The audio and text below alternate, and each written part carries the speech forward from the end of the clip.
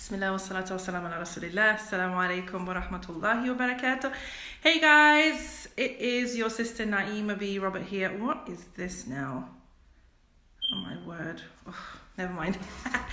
Anyway guys, hope you are having a fantastic start to your week. I just wanted to jump on here because a sister asking me about my niqab and, how I continue to wear it, and she said that she's been struggling with wearing her niqab, and a lot of people around her removing their niqabs, and she's and I've had quite a few messages like this, so I thought I'd jump on here just to share some insights and hopefully some words of advice for those of you who are struggling with any aspect of your faith. So this video goes out to all of you who may be struggling with a certain aspect of your iman.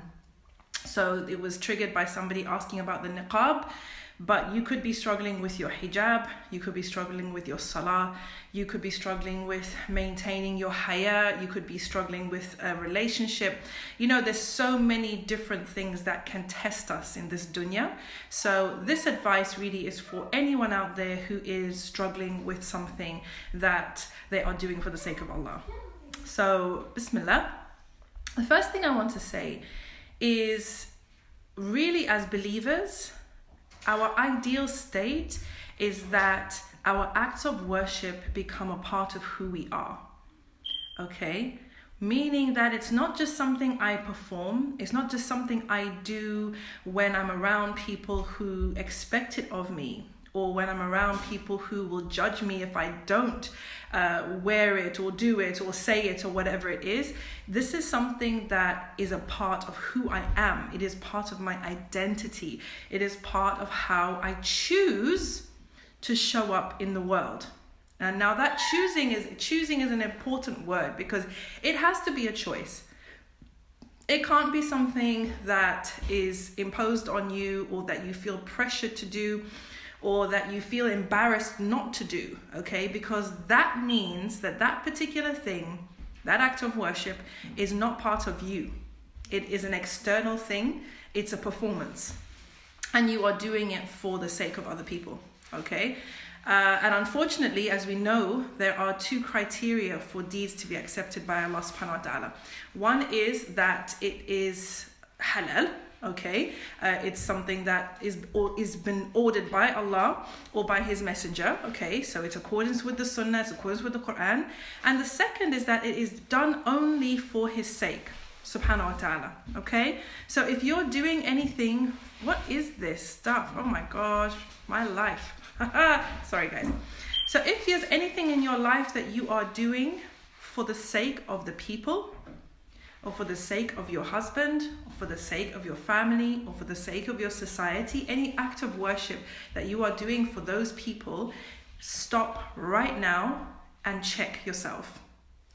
Because the reality is, some of us may find that our deeds are completely lost because we are not sincere in performing them only for Allah's sake. It's only Allah's pleasure that we should be worried about. I'm going to be straight with you. It is really, at the end of the day, if Allah is pleased with me, what does it matter about the people? And if Allah is displeased with me, again, what does it matter about the people? The people cannot benefit me, nor can they harm me unless Allah subhanahu wa ta'ala wills. And I choose to believe that Allah wants me to win, and that Allah is on my side, and Allah is always putting me in situations and is always working in my favor.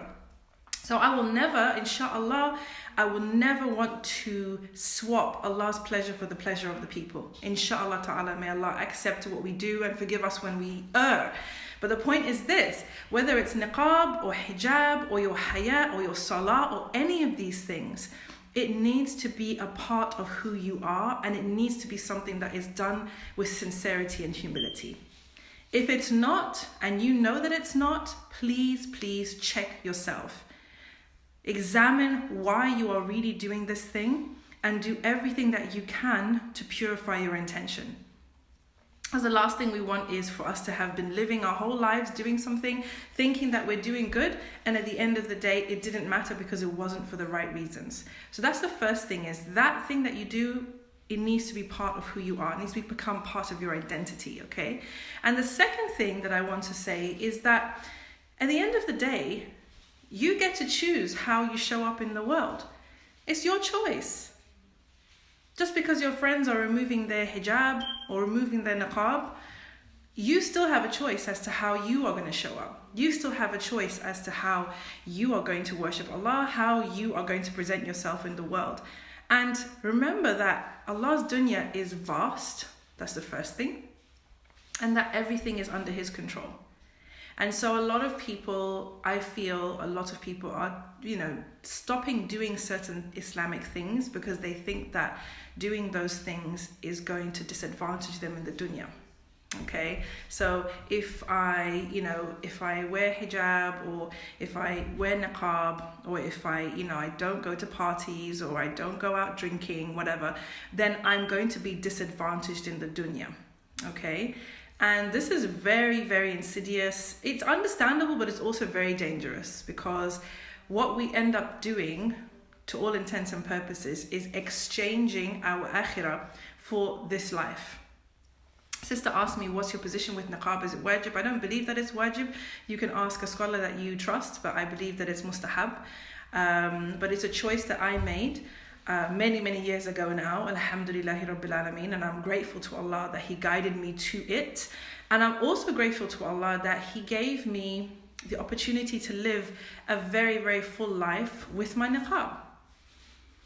And I have never allowed myself to feel disadvantaged because of the fact that I wear niqab. And in fact, people have told me, non-Muslims have told me, just how powerful my showing up like this is, because it really does challenge people's perceptions of Muslim women, of women who cover. And trust me, if Allah wills, I intend to be just really taking up space outside my comfort zone and being in places, on stages, on platforms with people that have never, ever, ever, ever entertained a woman wearing a niqab, ever. There are so many people out there who've never even spoken to a woman who wears niqab. Okay? That's gonna change. They've never heard a woman in niqab speaking. That's gonna change. But that's my choice. And I've chosen to make the niqab a part of my identity, and I praise Allah subhanahu wa ta'ala for making it easy for me and making it something that is it's so natural for me now.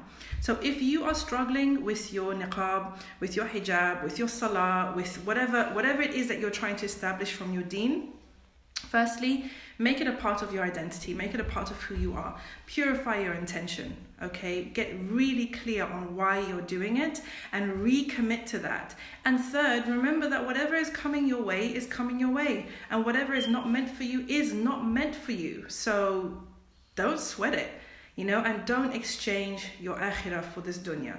Okay, guys, and that's really all I want to say. Thank you so much for all your support and all these hearts that are flying up here, mashallah.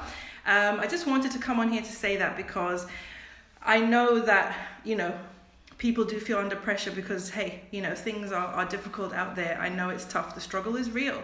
I know that. But you have to be strong, because if you're not strong, if you follow the masses and give in and cave in, you will never stand for anything, And at the end of the day, we all have that one life to live. We have one opportunity in this dunya to stand, to take a stand, to show up as our best selves. And that's what we need to do. And that's what we're always saying this. All the sisters that I reference, the sisters that I tag in my posts, my friends, others who are on this journey with us, we're all saying the same thing. You get one chance in this dunya. Make it count.